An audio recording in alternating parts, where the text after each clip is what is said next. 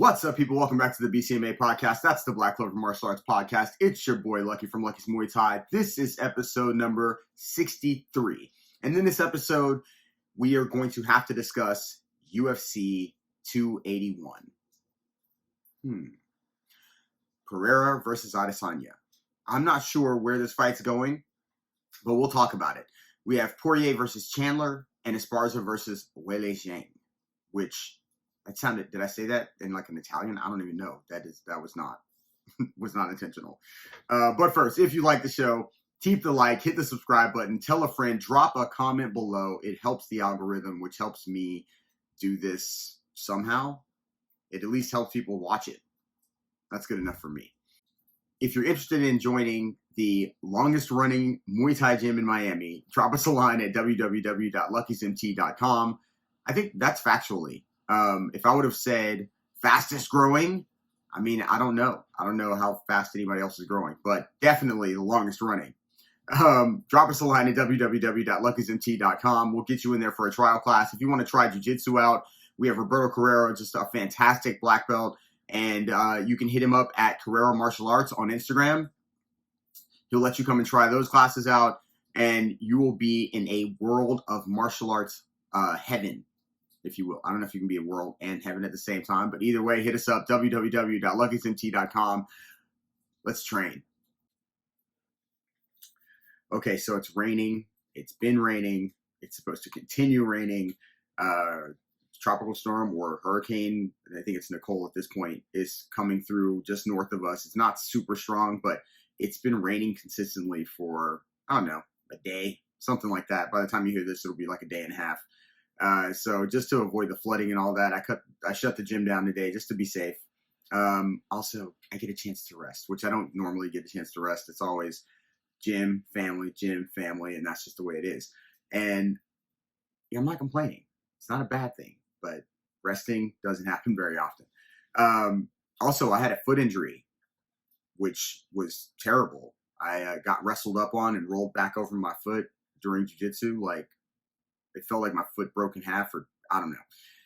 Anyway, I'm finally back from that, and I've added like a full-on strength and conditioning sort of effort 3 to 4 days a week because I wasn't really doing a lot of strength training. I usually just got strong from doing jiu-jitsu because I was already doing Muay Thai a lot. So when I do jiu-jitsu, I just tend to get stronger. But father time, possibly. I don't know. 50 years old, and I'm rolling quite a bit. I'm training I'm at the gym all the time.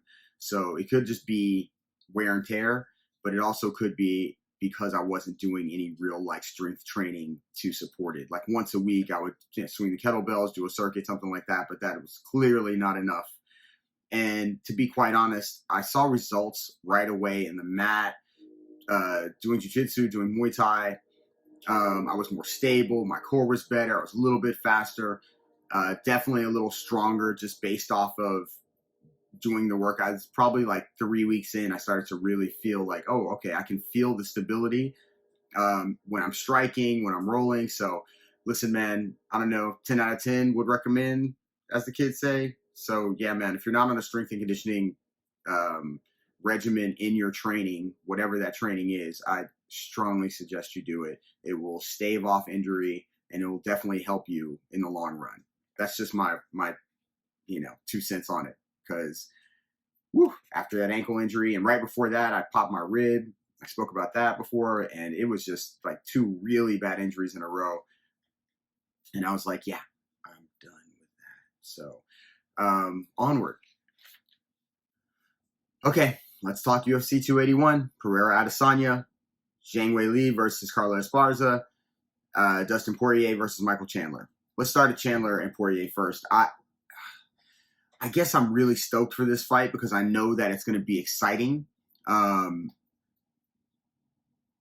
If I was to say, try to balance or weigh them out, boxing, I think Poirier has that. He's pretty slick with his hands and he can change stances, which is always like, if you're a striker and can change stances against a striker that is uniformly one side, you really have an advantage because you can change stances and you can work in the middle spaces as well, and that is difficult to defend. Chandler punches hard as hell. So that could matter, but Connor punched hard. So, I mean, if we're talking about just a straight fisticuffs, I think that Poirier can definitely outstrike him. Explosiveness, though, Chandler has that.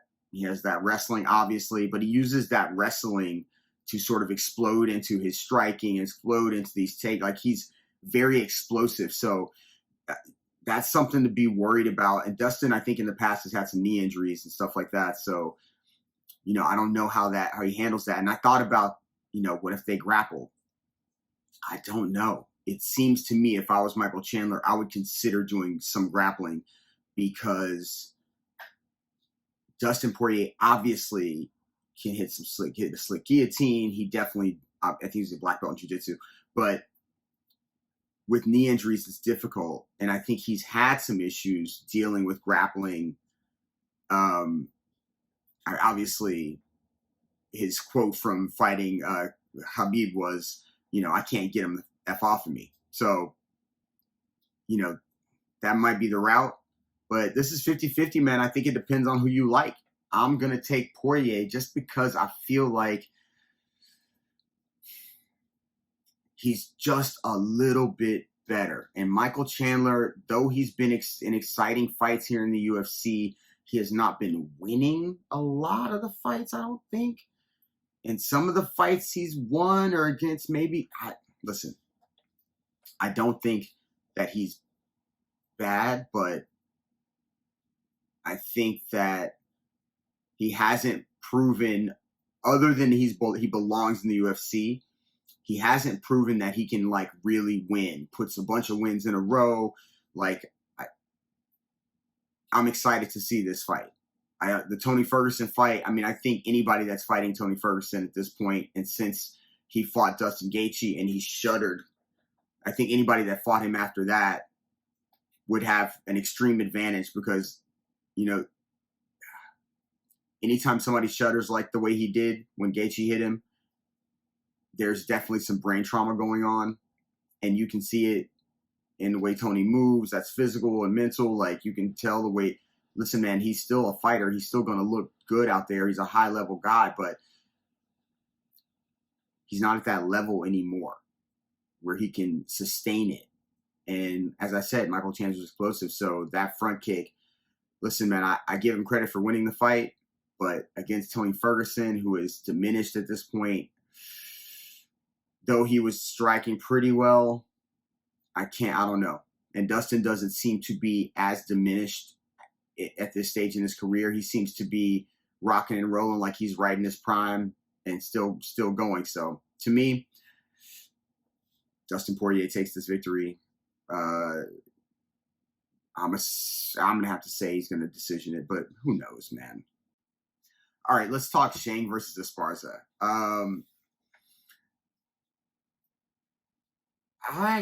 Listen.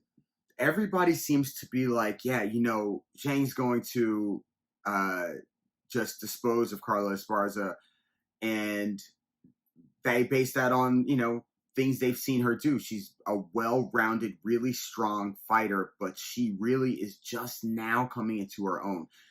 As far as Carla goes, Carla's not the most exciting fighter to watch. And her fight with Rose turned some fans off for sure. This is the problem that fighters like Carla Esparza face, because they're not as exciting as other fighters, but she has something that other fighters don't have necessarily. She knows how to get a win. Ugly win, beautiful win, crazy win, weird win, doesn't matter. She knows how to get a win. Now, is that because of her wrestling background, just grinding all the time and knowing that no matter what, you just got to keep going, and then, you plug away so much that the judges have to give it to you because you're just plugging away the whole time, even if it's not, by leaps and bounds over your opponent? It could possibly be. However, Weili Zhang, Weili Zhang? I'm screwing this up. Anyway, that's who I'm taking. I love the way Carla can get victories, and let's not be dumb here. She's been champion twice. She's not a sucker.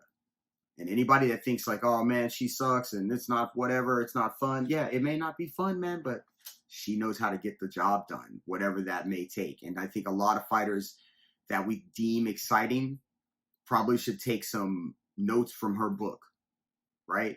Figure out a way to get the job done. I think Michael Chandler is a great fighter, but he needs to probably do a little Carla Esparza for this fight, and not focus on being so exciting for the fans necessarily, but focus on getting the job done, because he has a really tough challenge in Dustin Poirier. Anyway, Israel Adesanya versus Alex Pereira, and I think this is one of the fights that people that are kickboxers and Muay Thai fighters, we are excited to see this fight more so than any other fans, because we get to see two of our favorite strikers that are high level in ways that normal fans don't necessarily understand, fight in MMA with these small gloves, which is dope. Would it have been dope just to see them do this? Nobody wants to see them wrestle or grapple. And what if it turned into a wrestling match? Yeah, nobody wants to see that. So this would have been cool in like a straight kickboxing or a straight Muay Thai fight with small gloves. I would have probably enjoyed that. Not much more, but that's what we're probably going to see anyway.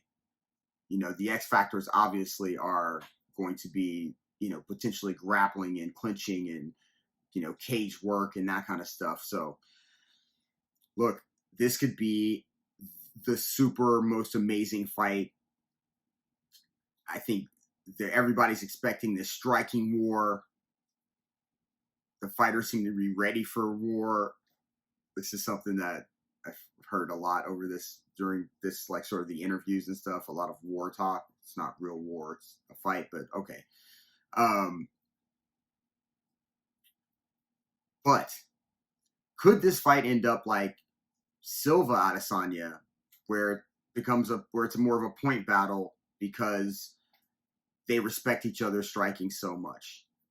I don't know that I see that in Alex Pereira. So even if Israel was playing a more point striking style of fighting, he still is going to have to deal with Pereira pushing the fight. And what it seems like to me is we don't have to worry about that anyway, because Israel seems like he's going to push the fight as well. This is one of those where both men have something bigger than fighting on the line, bigger than like what we see on the line. It's something between them, and it's something internal. So like Israel said in one of his interviews, like getting the win is the most important thing.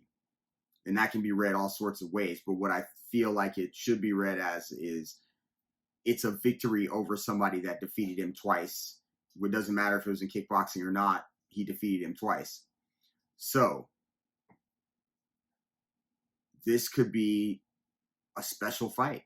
I mean, if Pereira does push the fight, does it work better for Izzy? Is he able to counter off of that? Beat Pereira to the punch because he's countering, slipping off the sides and angles.